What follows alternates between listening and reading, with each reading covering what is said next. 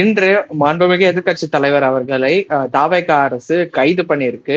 உயர்நீதிமன்றம் இன்னைக்கே விடுவிக்கணும்னு சொல்லியிருக்காங்க. இது முழுக்க முழுக்க அவரோட இன்செக்யூரிட்டியா தான் இங்க காட்டுது. ஏன்னா நாளைக்கு சட்டமன்றம் நடக்க போகுது. முதல் பட்ஜெட் கூட்டத்தொடர் வேற இந்த அரசு பொறுப்பேற்று அந்த அரசு பொறுப்பேற்ற இந்த முதல் பட்ஜெட் கூட்டத்தொடர்ல எதிர்க்கட்சி தலைவர் இருக்கக்கூடாதுன்னு அந்த அளவுக்கு சிஎம் பயப்படுறாரான்ற ஒரு கேள்வியும் இங்க வருது. ஏன் இந்த அவசர நடவடிக்கை? உயர்நீதிமன்றத்துல என்ன சொல்லியிருக்காங்கன்னா, சிறையில் அடைக்க நோக்குல நாங்க கைது செய்யல அப்படின்னு சொல்லியிருக்காங்க. ஆனா இவங்க அதுக்கு ஒரு நோட்டீஸ், போலீஸ் நோட்டீஸ் கொடுத்தே வர சொல்லியிருக்கலாமே. எதுக்கு அவ்வளவு போலீஸ குவிச்சு ஒரு இந்த மாதிரி ஒரு டிராமா பண்ணணும்? அதுவும் பெண்களுக்கு எதிராக பேசிட்டாருன்னு சொல்லிட்டு பண்றாங்க. உங்களுக்கான ஆபாசமான உங்களுக்கு ஒரு மைண்ட் இருந்தாதான் அவர் பேசுறது ஆபாசமா தெரியும். அவர் காவேரி பிரச்சனையை பத்தி பேசியிருக்காரு. காவேரியில தண்ணி வரல, ஜூன் 12ஆம் தேதி திறக்க வேண்டிய மேகதாது அந்த பிரச்சனைகள்லாம் மேட்டூர் டேம்ல ஜூன் 12ஆம் தேதி ஏன் திறக்கலன்ற கேள்வியும் கேட்டிருக்காரு. மேகதாது பிரச்சனையை பத்தி சிஎம் என்ன ஆக்ஷன் எடுத்திருக்காருன்னு தான் கேட்டிருக்காரு தவிர அதெல்லாம் உங்களுக்கு கண்ணுக்கு தெரியல. ஆனா இது அவர் பேசினதை திரிச்சு அவர் ஆபாசமா பேசிட்டாரு, பெண்களுக்கு எதிராக ஆபாசமா பேசிட்டாருன்னு ஒரு பொய்யான செய்தியை தாவேக அரசு முன்னெடுத்திருக்கிறது. இது முழுக்க முழுக்க சிஎம்மோட பயத்தை தான் காமிக்குது. இப்படி பயந்து ஆட்சி எதுக்கு செய்யணும் சொல்லுங்க? அதுக்கு என்னால முடியலன்னு சொல்லிட்டு கிளம்பி போயிடலாம்ல. நீங்க ஒரு சப்ஜெக்டா உட்கார்ந்துட்டு இருக்கீங்க. எதுக்கு ஒரு மக்களோட பிரச்சனைகளுக்கு எதுக்குமே ரியாக்ட் பண்றது கிடையாது. நீட் ப்ரொடெஸ்ட் நடந்துச்சு, அதுக்கு ரியாக்ட் பண்ணல. நம்ம காவேரி இஷ்யூ நடந்துச்சு, அதுக்குமே ரியாக்ட் பண்ணல. பாலியல் வன்கொடுமை நடந்துச்சு, அதுக்குமே ரியாக்ட் பண்ணல. உங்க அரசோட ஒரு எம்எல்ஏ, ஸ்ரீவைகுண்டம் எம்எல்ஏ மேல பாலியல் வழக்கு அந்த பொண்ணே சொன்னாங்க, அதுக்கு எந்த ஒரு ஆக்ஷனுமே எடுக்கல. அப்புறம் அமைச்சர் சில சர்ச்சைக்குரிய அந்த பவுடரை ஏதோ பண்ணாருன்னு சொல்லிட்டு அது ஒரு விவாத பொருளாச்சு, அதுக்குமே எந்த ஆக்ஷனுமே எடுக்கல.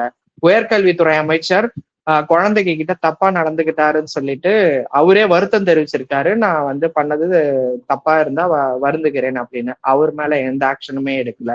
இப்படி தன்னோட அரசுல இவ்வளவு குறைகளை வச்சுக்கிட்டு லீடர் ஆஃப் அப்போசிஷனை நாளைக்கு சட்டமன்ற கூட்டத்தொடர் நடக்கிறதுக்கு முன்னாடி கைது பண்ணுன்ற ஒரு இன்செக்யூரிட்டி உங்களுக்கு இருக்குமே ஆனால் நீங்க ஆட்சி செய்யறதுக்கு வக்கில்லம் தானே அர்த்தம். ஏன் எதுக்கு இந்த பயம் சொல்லுங்க? நான் தாவேக அரச நேரடியாவே கேட்கிறேன். உங்களுக்கு இந்த மாதிரி பயம் இருந்ததுன்னா இப்படிதான் பண்ணுவீங்க, அராஜக போக்குல நடந்துகிட்டு ஒரு பேச்சுரிமை பறிக்கும் விதமா நடந்துப்பீங்க அப்படின்னா மக்கள் உங்களை தூக்கி எறிகிற காலம் கண்டிப்பா சீக்கிரமாவே நடந்துரும். ஆணவம் அழிவை தான் தரும். நீங்க இந்த ஆணவத்துல ஆடுறது நீங்களே சொல்லியிருப்பீங்க, கதகளி ஆடலாம், பரதநாட்டியம் ஆடலாம், ஏன் இந்த ஆணவத்துல மட்டும் ஆடக்கூடாது மச்சி, அப்படி ஆடினா அந்தர் பெல்ட்டி தான் அப்படின்னு. உங்களுக்கும் அந்தர் பெல்ட்டி நடக்கும். நீங்க செய்யற ஒவ்வொரு செயலும் மக்கள் விரோத போக்காதான் இருக்கு. மக்கள் பிரச்சனைகளை பேசுங்க. மக்களுக்கு நெமிலியில ஒரு ஃபில்டர் இல்லாம சென்னை மாநகராட்சியில ஜோன் 15ல அவ்வளவு குடிநீர் பிரச்சனைகள் இருக்கு. அதுக்கெல்லாம் உங்க எம்எல்ஏ காலில் விழுந்து மன்னிப்பு கேட்டுக்கிறேன், என்னால அது சரி செய்ய முடியலன்னு சொல்றாரு. அந்த பிரச்சனையெல்லாம் விட்டுட்டு நீங்க யாரோ ஒருத்தர் தண்ணி வரலன்னு சொல்லிட்டு சொல்லிட்டாரே அப்படின்னு சொல்லி நீங்க கைது பண்றீங்கல்ல, அப்போ அதுல தெரியுது நீங்க இது யாருக்கான அரசுன்னு. ஒரு தனிநபருக்கான நீங்க அரசாங்கத்தை நடத்துறீங்களா அப்படின்றதான் இங்க காட்டுது. அது இல்லாம உங்களுக்கு உங்க ஆட்சியில எவ்வளவோ குறைகள் இருக்கு. காவல்துறை மேலேயே நீங்க பழிய போடுறீங்க. கரூர் இன்சிடென்ட்லாம் நீங்க ஓடி வந்ததுல இருந்து எல்லாமே இருக்கு. உங்களுக்கு இருக்கிற அந்த உங்களுக்கு இருக்கிற அந்த கோழைத்தனமான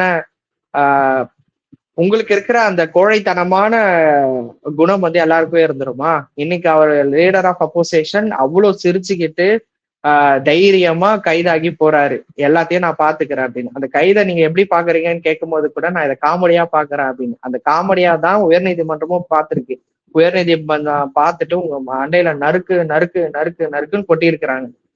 இதை விட பெரிய அசிங்கம் வேற எதுவுமே இருக்க முடியாதுல்ல. அது இல்லாம உங்க வாயாலேயே நீங்க நிறைய ஆபாச வார்த்தைகள் பேசியிருக்கீங்க. இரட்டை அர்த்தங்களோட பாட்டுல நடிச்சிருக்கீங்க. ஏன் இப்ப நடிச்ச ஜனநாயகன் படத்துல ஒரு வசனம் பேசியிருக்கீங்க, அதாவது பெண்களை குறிக்கும் வசனம், இந்த பையன் அப்படின்னு சொல்லிட்டு பேசியிருக்கீங்களா? அப்ப அதெல்லாம் பெண்களுக்கு எதிரான ஆபாச பேச்சுல வராதா? அந்த ஒரு கதாபாத்திரம் நடிச்சிருப்பீங்களா பாத்ரூம்ல, அந்த செங்கலை உருவிட்டு கையை விட்டு சோப் போடுறது, அதெல்லாம் பெண்களுக்கு எதிரான ஆபாசமான செயல்கள் இல்லையா? இதெல்லாம் வந்து ஆபாசமா நீங்க பண்ணிட்டு மத்தவங்க மேல குறை சொல்றீங்க பாத்தீங்களா? நீங்க தான் கண்ணாடியை பார்த்து கேட்டுக்கிட்டோம் இதெல்லாம் சரியா அப்படின்னு. முதலமைச்சர் ஆனதுக்கு அப்புறம் என் வாயில நல்லா வந்துரும், ஒரு டேஷுக்கும் இது இல்ல அப்படின்னு பேசுறதெல்லாம் என்ன மாதிரியான மாண்பு? மாண்புமிகு தமிழ்நாடு முதலமைச்சர்னு உங்ககிட்ட சொல்லும் போது அந்த மாண்பை காப்பாற்ற வேண்டிய நீங்களே இப்படி எல்லாம் பேசிட்டு இப்போ லீடர் ஆஃப் அப்போசிஷன் வந்து ஆபாசமா பேசிட்டாரு அப்படின்னு சொல்லிட்டு சொல்றீங்க.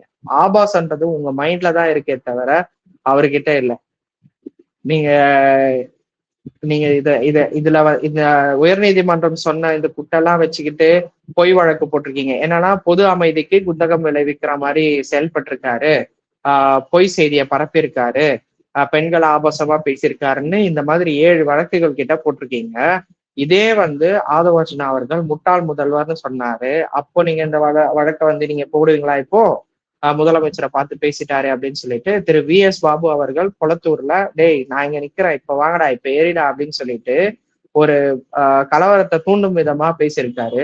அவர் மேல நீங்க இப்ப கேஸ் போடுவீங்களா? ஏன் நீங்களே பேசியிருக்கீங்கல்ல, கவர்ச்சியா காட்டுறதுக்கு நான் என்ன அப்படின்னு சொல்லிட்டு பெண்களை குறிப்பிட்டு பேசியிருக்கீங்க. அப்போ உங்க மீதெல்லாம் வந்து வழக்கு போடணும்ல. நியாயமா நடந்துக்கிறேன், இந்த மாதிரி ஒரு அரசாங்கத்தை நான் பார்த்ததே கிடையாது, ஊழலற்ற அரசாங்கம், நேர்மையான அரசாங்கம்னா, நேர்மையான அரசாங்கம்னா என்ன? எல்லாத்துலயும் நேர்மையா இருக்கிறது தான். இந்த மாதிரி வந்து அநீதியா செயல்படுறது கிடையாது. கண்டிப்பா இந்த அநீதி வீழும், அறம் வெல்லும்.